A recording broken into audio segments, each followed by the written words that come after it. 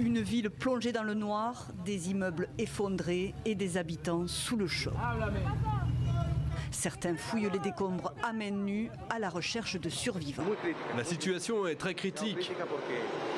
Elle est très critique parce qu'il manque des machines nécessaires et les ressources humaines. Un séisme d'une violence inouïe, 7,2 sur l'échelle de Richter. La région de La Guaira, au nord de Caracas, figure parmi les zones les plus touchées.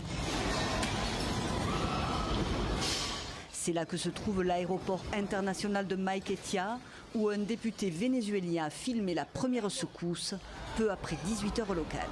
Ça tremble.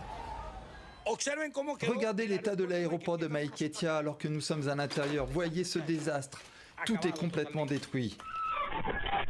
40 secondes plus tard, une deuxième, encore plus puissante, 7,5. L'équivalent de plus d'une trentaine de bombes atomiques. Du jamais vu depuis plus d'un siècle. Ici, on se sent mal. C'est la première fois qu'on vit quelque chose comme ça. Je dormais et quand je me suis réveillée, j'ai vu que ma maison bougeait littéralement. Les réservoirs tombaient, la bonbonne d'eau est tombée. Quelques assiettes se sont cassées. Les autorités craignent un bilan très lourd. La présidente du Venezuela a vite pris la parole et déclaré l'état d'urgence.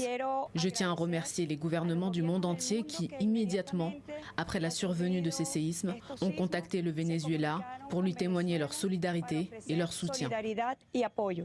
Parmi ces pays, il y a l'Amérique de Donald Trump, celle qui est venue capturer en début d'année le président Maduro et son épouse. La Chine, l'Inde, l'Union européenne et plusieurs pays d'Amérique latine figurent aussi parmi ceux qui ont proposé leur aide.